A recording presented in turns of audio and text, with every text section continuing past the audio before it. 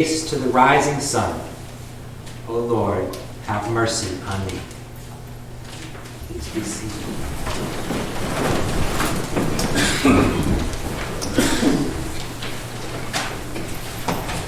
Earlier this morning, we held our first communion preparation class with Addison, Olivia, Chad, Declan, Ellery, Kayla, and Tucker. We focused on the meaning of the Eucharist as a meal. We read the story of Jesus' Last Supper with his disciples, and we sampled pita bread, figs, olives, grapes, almonds, and hummus, and we had grape juice, just to imagine some of the foods that were common in Jesus' time.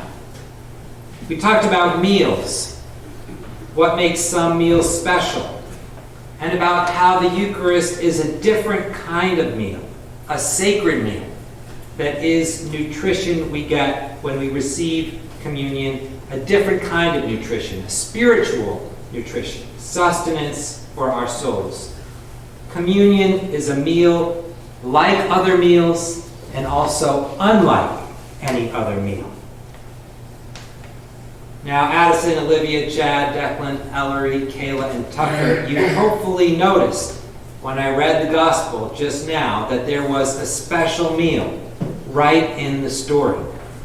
Jesus said to his friends, "Come and have breakfast." Jesus has risen from the dead and now appears to his disciples for the third time. We heard about the first two times last week. The disciples were locked away out of fear for their safety, and Jesus visits them two times, a week apart, once without Thomas and once with Thomas there. It seems that following that second visit, the disciples slipped out of their hiding spot in Jerusalem and made their way back home to the Galilee, and were returning to the only thing they really knew how to do: catch fish. Maybe after all of the drama and heartbreak they had experienced on their journey with Jesus, they just needed to do something normal, something familiar and comforting. But Jesus has a different plan. He finds them on the beach, having no luck at their old profession.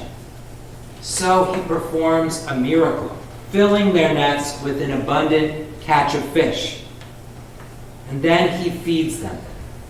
He builds a charcoal fire and feeds them with fish and bread. A sacred meal with the risen Lord. There's a beautiful church on that spot where Jesus made the disciples breakfast. I put a photo of it on the cover of the bulletin today, which you can take a look at. It's called the Church of the Primacy of St. Peter, because as we heard this morning, just after breakfast, Jesus establishes Peter as the leader of the movement. This small church is very close to another one, the Church of the Multiplication, where Jesus fed the 5,000. Jenny and Adam and I were fortunate to visit that spot in 2009. Standing there, I could feel a deep connection to both of those sacred meals that had taken place so many hundreds of years before. Inside the church, which was built in 1933, you could see the walls of the original church, which was built on what was known as the Place of the Coals because of the charcoal fire. That church was built in the 300s. For nearly 2,000 years, pilgrims have gone there to touch that spot, to pray, to look out at the Sea of Galilee. Imagine what it must have been like to be there that morning when Jesus made himself known to them in the bread, in the sacredness of a meal, in breakfast. When you peel away all of the layers, the traditions around the Eucharist, the words we say, the fancy vessels we use, whether we drink the wine from the common cup or from little plastic cups because of a global pandemic. It really is about Jesus making himself known to us. It's about our mystical unity in the risen one. A mystical unity with all of the Christians who are receiving the body and blood of Christ this morning. Our fellow Episcopalians across our diocese. Our friends up the street at St. Mary Coptic Orthodox Church with their priest, Father Estefanos. Christians in the Ukraine whose churches have been damaged or destroyed this spring. Our brothers and sisters in parts of India and Africa where it's dangerous to be a Christian. And not just with them, but spiritual communion with all of the faithful who have gone before us. The parents and grandparents who brought us to church and taught us about the Eucharist.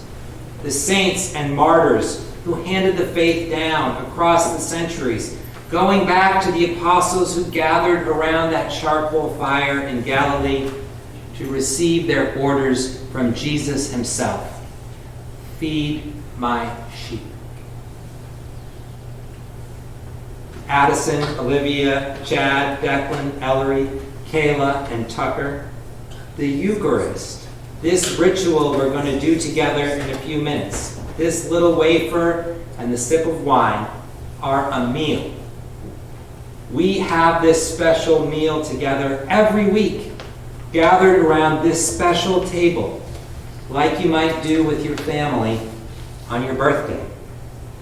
It's a meal like other meals, but it's also a sacred meal, unlike any other meal. It's where we get the food and the drink we need for our souls. It's where we get food like Jesus fed his friends. And it's where he makes himself known to us. Each week, he introduces himself again in case we forgot over the course of the 6 days in between. We come back and he meets us right here again. We're so pleased that you are joining us in this tradition, this sacrament, this pattern, and we pray that it will become part of your life and your children's and their children's, so that you and they too will know the risen Lord in the breaking of the bread.